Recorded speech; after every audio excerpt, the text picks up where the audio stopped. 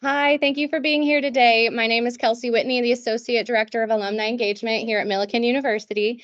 The Office of Alumni Development is excited to welcome back today Chris Linden. Chris is a 2008 Millikin alumni who serves as the executive editor for both Northwestern Quarterly and Smart Living magazines. Since leaving Millikin, Chris has earned a master's in journalism at Northwestern University, produced television, news, handled freelance assignments for a variety of outlets, and he's also helped to launch new publications for live event series. When he's not pursuing a new story, Chris seeks new adventures with his wife and 2 children. Today, he's here to share with us, you can leave the deck, but the deck can't leave you, lessons I learned at Millikin and beyond. Please join me in welcoming Chris Linden.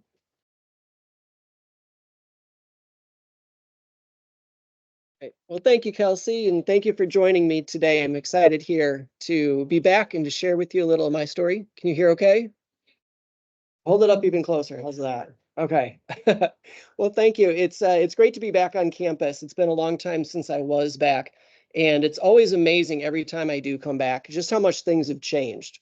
So when I first came here, it was 20 years ago, and things looked a lot different. We had Mills Hall and Hessler Hall where I lived. We ate dinner every night at Artuck. And then, of course, there was the Decatorian, our student newspaper, or as we called it, the Deck. Now, those were the days where we worked in the basement of their percussion house. So imagine every other week being in the basement all weekend with xylophones playing overhead while we work in the basement below. Things have changed a little bit. People change, campus changes, but it's amazing to me that even though so many things do change over time, some things still stay the same. So maybe it's no surprise then that 16 years after I graduated, I'm still pretty much doing the deck thing. Now, I admit there's no more graffiti on the walls, and there's no more of the all-nighters to meet a 6 a.m. press time. Thank goodness for that. And there's definitely a lack of cigarette smoke and Mountain Dew like we used to have. So those things have changed a little bit, but what hasn't changed is my passion and my drive for what I do. What hasn't changed is my love for editing and for helping other writers to hone and improve their craft. Those things haven't changed. And so if there's one thing that I've learned since I left Millikin, it's that this place has really prepared me for all of my adventures that I've had beyond Millikin. So who am I and what do I do? I'm the executive editor of Northwest Quarterly and Smart Living magazines. You can see a few examples of our publications here to my side. Our specialty is that we are, as our mission statement tells you, we are publishers of positive, uplifting, and informative magazines. Essentially, we're cheerleaders for the region. We love to show a slice of life through 12 different departments that highlights the best things that you can enjoy about living in Northern Illinois, Southern Wisconsin, Northwest Chicagoland, and Northeast Indiana. It's a pretty big territory, but we get to have a lot of fun. I get to have so much fun that I get to meet interesting people every day. I get to go on interesting assignments, and I get to research incredibly fascinating topics every day. Just to show you a sample, recently I told the story of an Italian family and their path toward the American dream. I saw inside the effort to transform Rockford. I've toured new hospitals before the public even had a chance to see them. And I've even followed kitchen remodeling trends. So I get to do a little bit of everything, and that's only the tip of the iceberg, just a little bit. I often have to stop myself and ask, how did I get so lucky?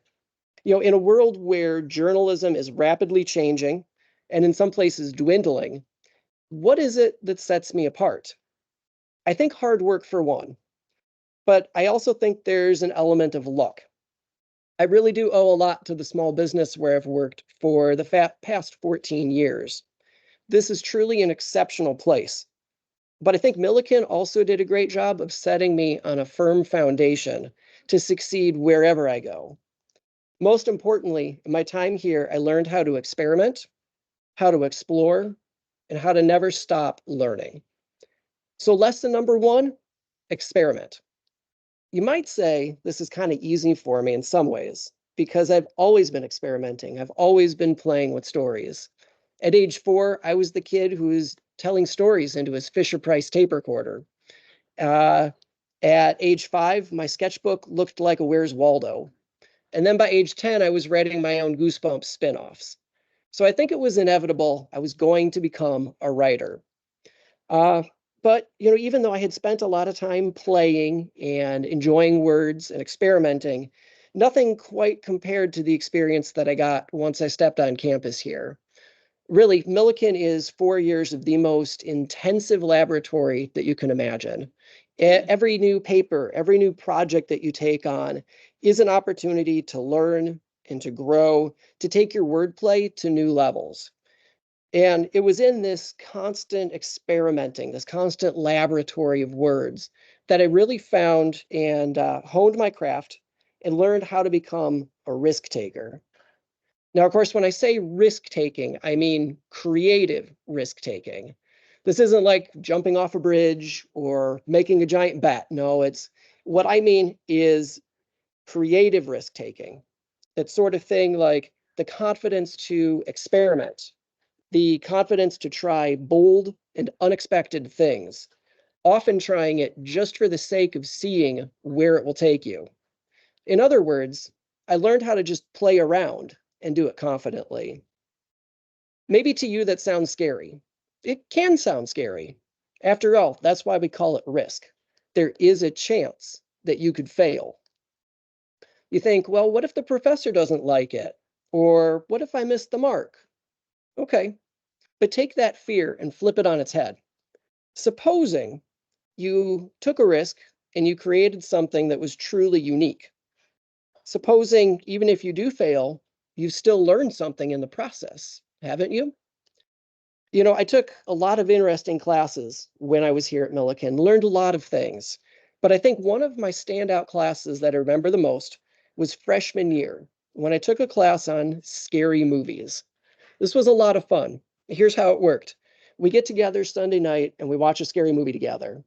We spend the week reading through a book about the horror genre, and then we write a reaction to what we've learned. Pretty awesome class, don't you think? There was just one small problem, though. The book we had to read was awful. It was painful. Every last dry page of it was impossible to get through. So when we get our final reaction paper, what do? I take a creative risk. I go ahead and my reaction is to critique the writer. Who does that?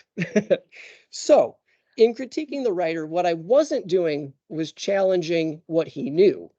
Instead, I was challenging how he communicated it. In doing that, I took a risk. It was a big risk. I did something that was completely unexpected, but I did succeed. And do you know how I succeed? How I know that I succeeded? Because the teacher kept the paper. It was in this same sort of fearlessness that has served me well as a journalist, especially when you consider that every new assignment, we parachute into new places and new challenges every time. Creative risk-taking abounds in our field. 2 years ago at Northwest Quarterly, we decided we were going to tackle the subject of crime through a series of articles. That's not an easy task, especially when you consider that your mission as a magazine is to be positive, uplifting, and informative. And did I mention that the opening article was about domestic violence?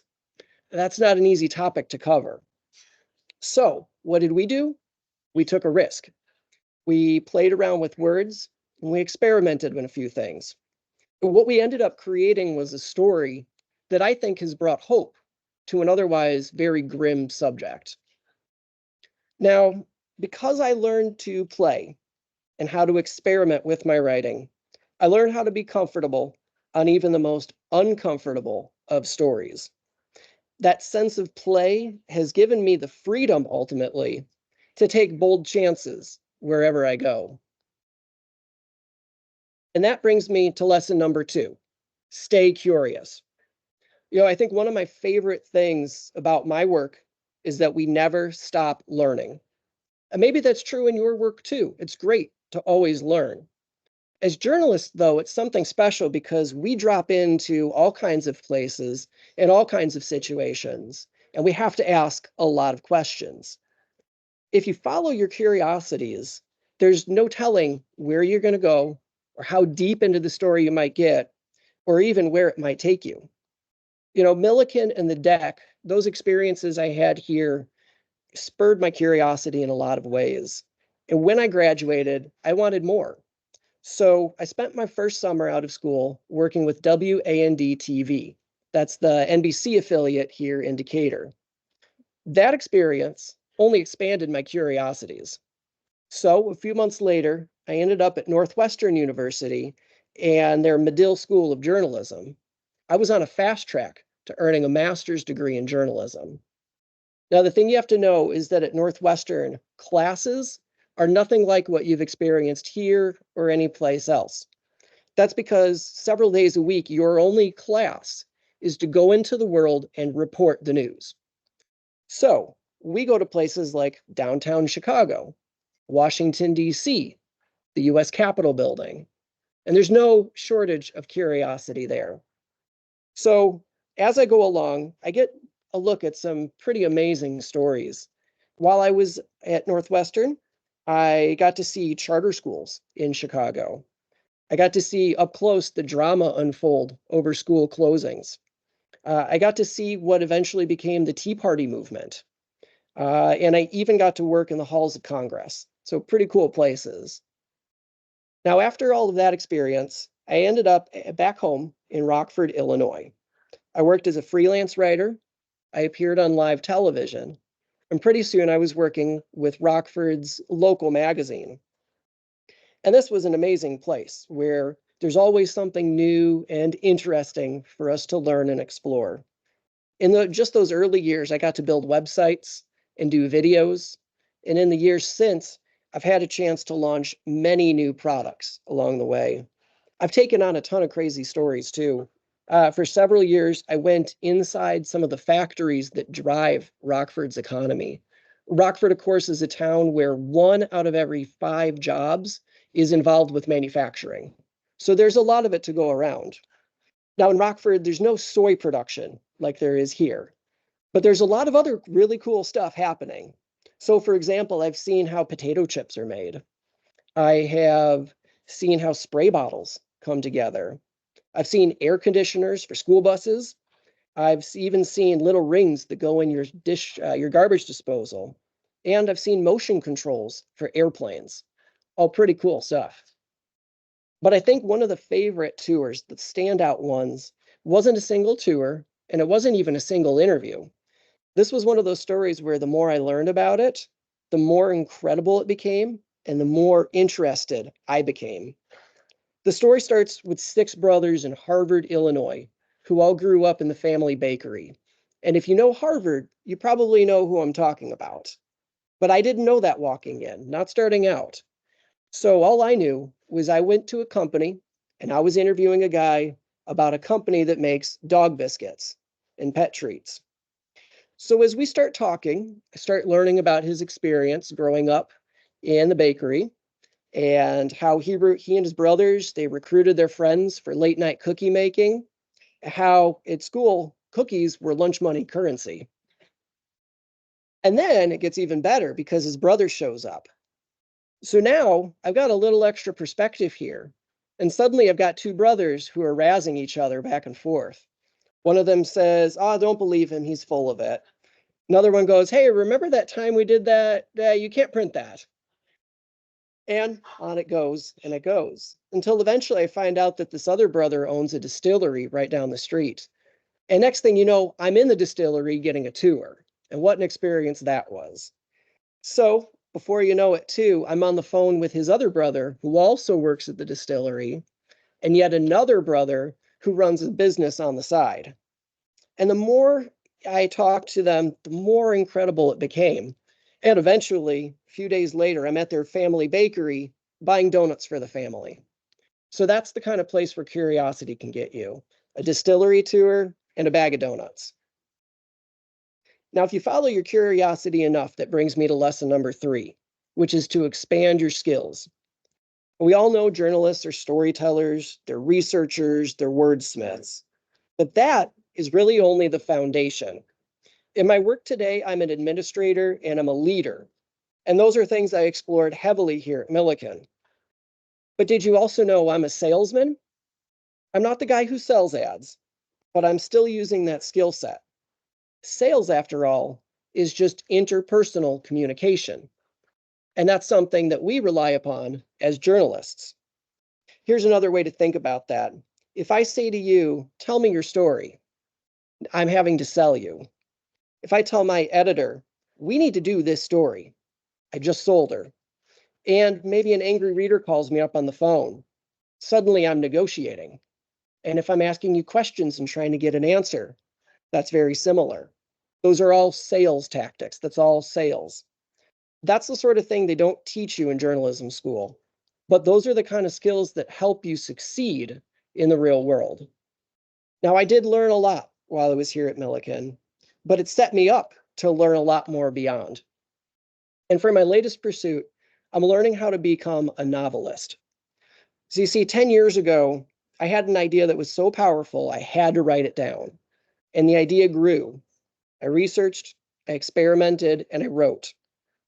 Thomas Edison, of course, once said that he found 10,000 ways not to make a light bulb. Well, I think I found a few ways not to write a book. 10 years of development, and so far I've burned through 6 outlines, 2 drafts, 3 notebooks, easily half a dozen pens, and my draft 3 is only just beginning. Boy, talk about creative failure. But of course, if I didn't experiment, how could I possibly have grown? If I wasn't curious, how could I learn all those basic structures that make up every novel and every movie you've ever seen? And of course, if I didn't do all that writing, how could I possibly have improved my journalism skills as well? So even if I never finish my novel, but honestly, I'm going to finish it. But even if I do fail along the way, I know I'm still a better writer and a better editor because I carry those new skills with me wherever I go. At Northwest Quarterly magazine, I spend a lot of time talking about home remodeling. In fact, these days I'm kind of the go-to remodeling guy, whether I'm at work or at home. But I'll tell you something, my first kitchen story was not my own. No, that's because I was so off course with that story that my editor had to do some serious editing to bring it back on course. So that wasn't the only story, though, in those early years to come back covered in red. It stung, it hurt, but it wasn't a failure. I couldn't look at it that way. No, even though I might have missed the mark, I still had to learn from that experience because soon enough, I was on the trail of another home remodeling story, and then another, and another. And before you knew it, I was learning how to ask better questions. I had more experience. I had a better understanding of where I was going. And now today, I could probably flip your whole house, at least in my dreams. So you see, for me, writing is life. It's not just a 9 to 5 kind of thing you put away at the end of the day. Writing is my life. Seriously, I have notebooks everywhere you go, backpacks, nightstands, everywhere. I love the thrill of playing with words, that hunt of exploring new things, expanding my abilities, and learning at every turn, just like I always did when I was here at the deck. Now, before I close, I'd like to share just a couple of thoughts. I spoke with students this morning a little bit, and I shared with them some of the things about what it's like inside the journalism world. The fact is that journalism has changed a lot in my lifetime. And throughout my career, at least, there's been one recurring line. Print is dead. Today, I'm going to tell you, no, it's not. Follow along with me here. When it comes to magazines, we're talking specifically magazines, people love them. Honestly, research shows that 80% of all Americans have read a magazine in the past 6 months. That's a statistic that holds across all demographics in all age groups, from older adults even through college students. So, what is there to love so much about magazines? Well, psychologically understand, we connect on a deeper level with the things that we can touch. Think about the magazine. You pick one up, and how does it connect with your five senses? You pick it up, and suddenly you're touching that beautiful glossy paper. You open it up, and now you're smelling the ink and the fresh paper. And you look at the pictures and those beautiful glossy images on the cover and all throughout the rest of the book. You're engaging with that magazine in a way you can't anywhere else. Compare that experience to an ugly news website. And you know the ones I'm talking about when I say ugly news website. The ones with all of those flashing ads everywhere, the ones with buttons to push and other stories to go see and rabbit holes to go down. Boy, talk about overwhelming. Talk about anxious. Magazines, on the other hand, magazines slow you down. They're built for engagement in a way that a website never can. You know, it's interesting to me at the magazine, a lot of times people come up to me when I introduce myself and they'll say, I love your ads. Who says that? When was the last time you heard somebody so excited about an advertisement? And yet that's something we hear all the time. And I think because people love the ads so much, it makes me wonder if they love the ads so much, they'll tell me, how much more must they enjoy the content that goes along with those ads? So I believe magazines do have a strong future ahead of them. That's not to say there aren't still challenges for magazines and for the industry in general. After all, in this economy, print costs are skyrocketing. You have changing reader habits. You also have newspaper conglomerates that just aren't invested in their local communities. And then, of course, you have people who tune out the news altogether. So, yes, we do have challenges, but I believe there are also opportunities for our industry.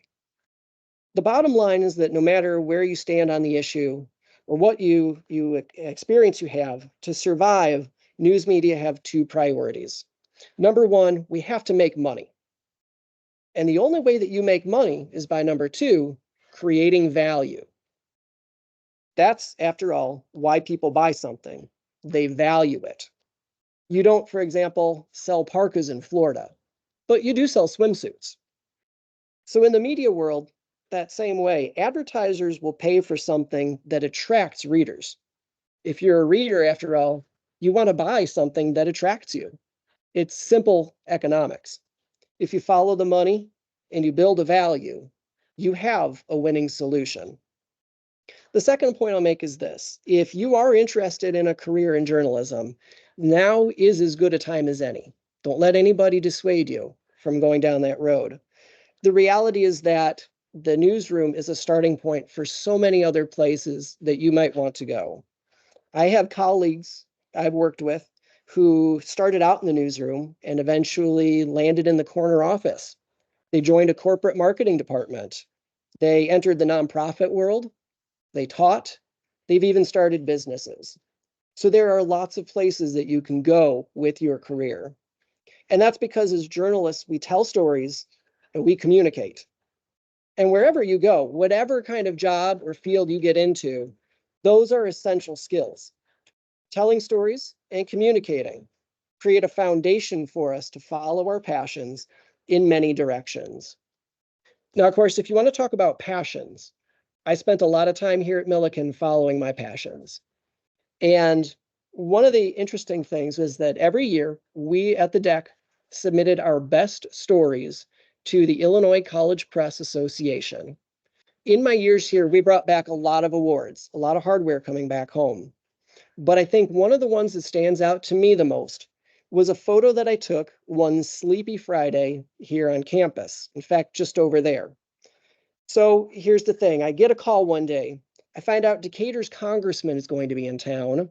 He's going to tour campus with the university president.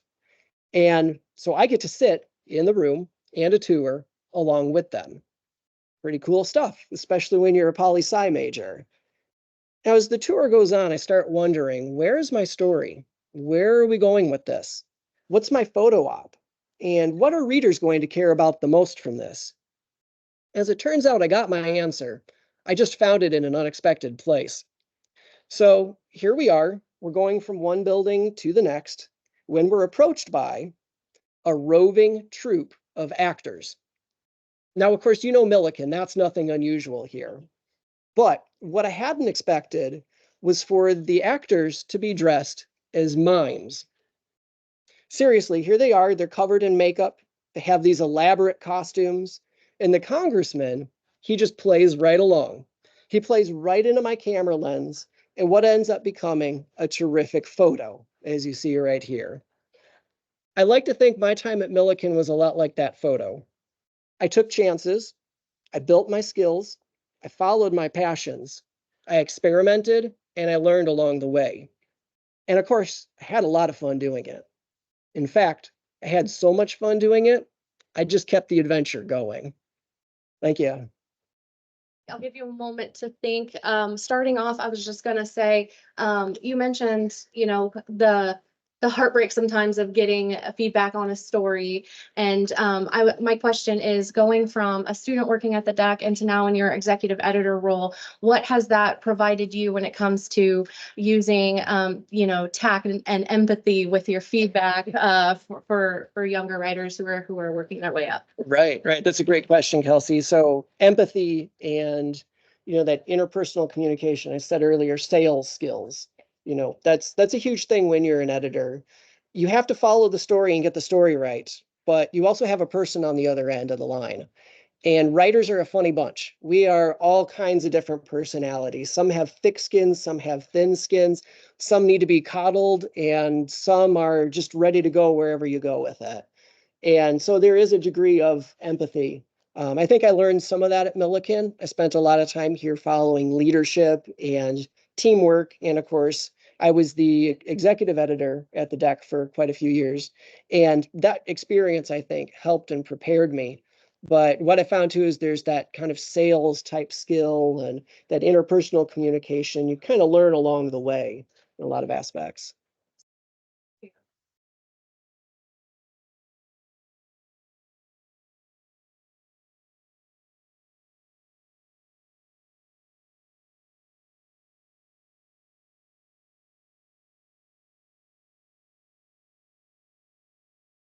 Yeah, that's a great question. The value of seeing your name in print. Um, I think I take it for granted because I've been doing it for so long. I first got involved in newspapers, at least in high school. And yeah, I think that was an exciting moment in high school journalism when you see your name right there. Hey, written by Chris Linden. But my experiences actually go way back before that. I told you earlier that I was the kid telling stories into his Fisher Price tape recorder. I was following stories. In the first grade, I was able to join like a young writers program, and I got to write a book and then meet Mark Brown, author of the Arthur series. And so my name was out there in print, more or less, in a book that I had created. And I've had little experiences like that. I think there's still that excitement. Every time we get a new magazine, you want to open it up and you get excited because you want to see the product and how it comes together, and you like to see your name. One of the more interesting things, I think, is knowing that other people have actually read your work, which we get to see too. There are times where you'll go someplace and people recognize the magazine that we do. I love the magazine. I love what you do. And they might recognize your story or they might recognize your name. And I also do a biweekly segment with the CBS affiliate up in Rockford. So every other week, we do about a 5-minute segment on the TV show in the morning. And we just talk about what's new with the magazine, what kind of things we're working on, what's our latest story. And I swear every week I get offline and within about 5 minutes, we've got a call from somebody saying, I just saw you on Andy and Aaron. I want to know, can I get a subscription to your magazine? Or where can I find your magazine? So it's interesting when you find out people actually read it, people care about it, and they love that brand so much they want to keep reading it.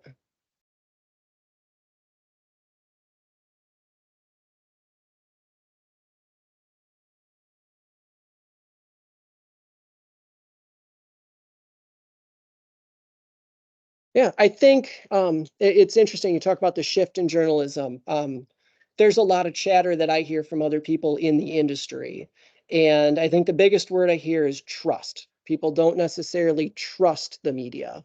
I heard recently, and I don't know how true it is, but they were saying that journalists are less trusted than lawyers these days, which is interesting. That's not how it's supposed to be. That's not how it is in our ideal world. But trust is still important. It's something that we do. I think with our magazine, we work to make sure that we are honest with readers, that we're upfront, that we're diligent about making sure that we find out the facts of the story, and making sure that other people, we check with our sources too. We want to know that we've got everything right. It goes back to value too. Um, a good publication is something that people want to buy. You can make money doing it, and you create that value. And I think trust is something that people have to value. So if they don't value you, they might not trust you. If they don't trust you, they're not going to value you. As far as building that trust, I think that's something that everybody in the industry is still figuring out, but it goes back to just creating something that people want, understanding your audience. And that's a fundamental. Every story you write for the newspaper, for otherwise, it's all about your audience. Know your audience and how you talk to them. And I think that's a starting point for building trust. Yeah. What and where's the deck? Well, when I was here 15, 16 years ago, we were in the basement of the percussion house, which was the gray house on the corner back there. Julie helped me out there. What, upstairs in here? They've moved again.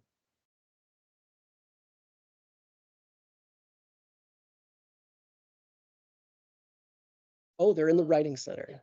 Okay. Oh,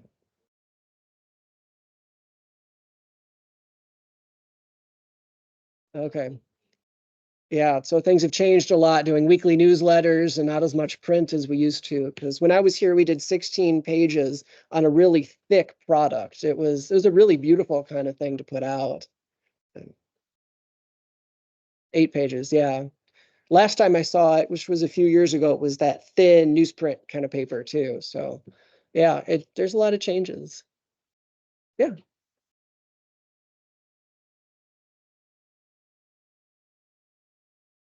What did failure look like? I like that. Um, I have to really think back a while, but I think the biggest thing is just having that confidence to experiment and being able to accept that, maybe you missed the mark and you can't beat yourself up too much. Things come back in red. It's all part of the process. Journalism and editing are a collaborative process in a lot of ways. And so in a sense, you start out with a product, but you're going to have an editor who helps you. And that's what they're ultimately there for, is to kind of help you build and do better. And that they have your interests in mind and you're helping them to get there. I have one editor I've worked with who likes to tell me that it's kind of like he thinks of me like his mother. He says, "Darn it, I'm so mad at you, but I know you're right." Thank you all so much for taking some time to be with us and meet with Yeah. Chris today. Thank you, Chris, for everything, for sharing with us so much about your time here at Millikin and beyond. Thank you. Well, thank you, Kelsey. Thank you.